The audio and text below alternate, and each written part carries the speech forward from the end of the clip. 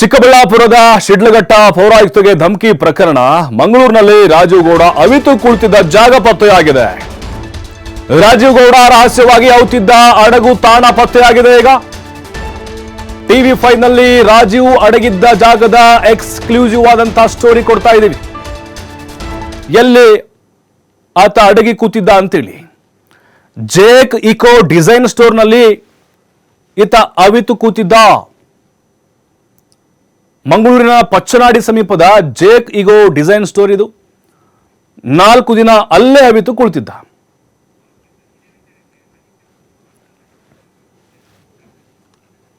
ಇದೇ ವಿಚಾರ ಸಂಬಂಧಪಟ್ಟಂತೆ ನಮ್ಮ ಪ್ರತಿನಿಧಿ ಆದಿತ್ಯ ಒಂದು ವಾಕ್ ಥ್ರೂ ನಡೆಸಿದ್ದಾರೆ, ನೋಡೋಣ.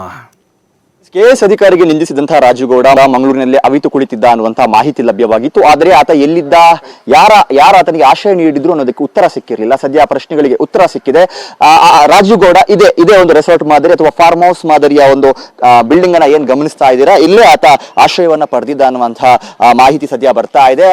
ಇಲ್ಲಿನ ಸ್ಥಳೀಯ ಓರ್ವ ಪ್ರಭಾವಿ ಶ್ರೀಮಂತ ಆತನಿಗೆ ಇಲ್ಲಿ ಆಶ್ರಯವನ್ನ ನೀಡಿದ್ರು ಅನ್ನುವಂತಹ ರೀತಿಯ ಮಾಹಿತಿಗಳು ಕೂಡ ಬರ್ತಾ ಇದೆ. ಒಂದು ಎಕೋ ಸ್ಟೋರ್ ಅಂತ, ಇದು ಈ ಜೇಕ್ ಅನ್ನುವಂತ ಒಂದು ಹೆಸರಿನಲ್ಲಿರುವಂತಹ ಒಂದು ಫರ್ನಿಚರ್ ಗಳನ್ನ ಮ್ಯಾನುಫ್ಯಾಕ್ಚರ್ ಮಾಡುವಂತಹ ಮಳಿಗೆಯ ರೀತಿಯಲ್ಲಿ ಕಾಣಿಸ್ತಾ ಇದೆ. ಸೊ ಇಲ್ಲಿ ಆತ ಅಡಗಿ ಕುಳಿತಿದ್ದ, ಸುಮಾರು 3 ದಿನಕ್ಕೂ ಅಧಿಕ ಕಾಲ ಇಲ್ಲಿ ಆತ ಇದ್ದ ಅನ್ನುವಂತಹ ರೀತಿಯ ಮಾಹಿತಿಗಳು ಲಭ್ಯವಾಗ್ತಾ ಇದೆ. ಇದು ನೀವು ಮಂಗಳೂರು ಸಮೀಪದ ಪಚ್ಚನಾಡಿ ಅನ್ನುವಂಥ ಪ್ರದೇಶ. ಪಚ್ಚನಾಡಿ ಅಂದ್ರೆ ಈ ಡಂಪಿಂಗ್ ಯಾರ್ಡ್ ಏನಿದೆ, ಪಚ್ಚನಾಡಿಯ ಒಂದು ಡಂಪಿಂಗ್ ಯಾರ್ಡ್ ಸಮೀಪದಲ್ಲೇ ಇರುವಂತಹ ಈ ಜೇಕ್ ಎಕೋ ಸ್ಟೋರ್ ಅನ್ನುವಂತಹ ಒಂದು ಫಾರ್ಮ್ ಹೌಸ್ ಇದು.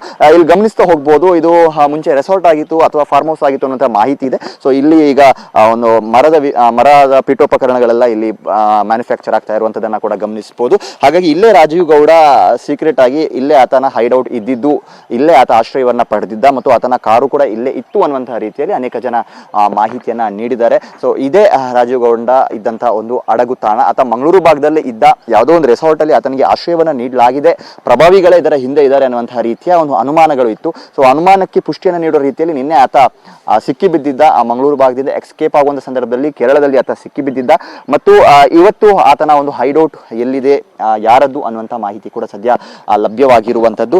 ಈಗಾಗಲೇ ಯಾರು ಇಲ್ಲಿ ಆಶ್ರಯವನ್ನ ಕೊಟ್ಟಿದ್ದಾರೆ, ಅವರ ಉದ್ದೇಶ ಏನು, ಆತ ಎಸ್ಕೇಪ್ ಆಗಬೇಕು ಅನ್ನುವಂತಹ ರೀತಿಯಲ್ಲಿ ಆತನಿಗೆ ಆಶ್ರಯವನ್ನ ನೀಡಿದಾರ ಅಥವಾ ಅವರಿಗೆ ಯಾರ್ದಾದ್ರೂ ಒತ್ತಡ ಆಯ್ತಾ ಅಥವಾ ನೇರವಾಗಿ ರಾಜೀವ್ ಗೌಡ ಏನಾದರೂ ಈ ಫಾರ್ಮ್ ಹೌಸ್ ಮಾಲೀಕರ ಕಾಂಟ್ಯಾಕ್ಟ್ ನಲ್ಲಿ ಇದ್ದಿದ್ದ ಅಥವಾ ಈ ಭಾಗದ ಪ್ರಭಾವಿಗಳು, ಈ ಭಾಗದ ಶ್ರೀಮಂತರ ಮೂಲಕ ಆತ ಇಲ್ಲಿ ಆಶ್ರಯವನ್ನ ಪಡೆದಿದ್ನ. ನೇರವಾಗಿ ರಾಜೀವ್ ಗೌಡನಿಗೆ ಕಾಂಟ್ಯಾಕ್ಟ್ ಇಲ್ಲದೆ ಏನೋ ಈಗ ಪ್ರಭಾವಿ ಶ್ರೀಮಂತರು ಆತನಿಗೆ ಆಶ್ರಯವನ್ನ ನೀಡಿದ್ದಾರೆ, ಸ್ಥಳೀಯ ರಾಜಕೀಯ ನಾಯಕರು ಆತನಿಗೆ ಸಾಥ್ ಕೊಟ್ಟಿದ್ದಾರೆ ಅನ್ನುವಂತಹ ಆರೋಪಗಳು ಕೇಳಿ ಬರ್ತಾ ಇದೆ. ಸೊ ಅವರ ಪ್ರಭಾವದ ಆಧಾರದಲ್ಲಿ ಆತ ಏನಾದರೂ ಇಲ್ಲಿ ಆಶ್ರಯವನ್ನ ಪಡೆದಿದ್ನ ಅನ್ನುವಂತಹ ರೀತಿಯಲ್ಲೂ ಕೂಡ ತನಿಖೆ ಮುಂದುವರಿತಾ ಇದೆ. ಯಾಕಂದ್ರೆ ಮಂಗಳೂರು ಭಾಗದಲ್ಲಿ ಇರುವಂತಹ ಒಂದು ಪಚ್ಚನಾಡಿ ಡಂಪಿಂಗ್ ಯಾರ್ಡ್ ಅಂತ ಹೇಳಿದ್ರೆ ಹೆಚ್ಚು ಇಲ್ಲಿ ಜನಸಂದಣಿ ಅನ್ನುವಂಥದ್ದು ಇರೋದಿಲ್ಲ ಮತ್ತು ಯಾರು ಊಹೆ ಮಾಡೋದಕ್ಕೂ ಕೂಡ ಸಾಧ್ಯ ಇಲ್ಲ ಅಂತ ಒಂದು ಜಾಗ ಇದು. ಆತ ಅವಿತು ಕುಳಿತಿರುವಂತಹ ಜಾಗ. ಸದ್ಯ ಆತನ ಹೈಡೌಟ್ ಸ್ಪಾಟ್ ಸದ್ಯ ಲಭ್ಯವಾಗಿದೆ. ಈ ಆಯಾಮದಲ್ಲೂ ಕೂಡ ಈಗ ಪೊಲೀಸರು ತನಿಖೆಯನ್ನು ಮುಂದುವರಿಸಿದ್ದಾರೆ. ಆದಿತ್ಯ TV5 ಮಂಗಳೂರು.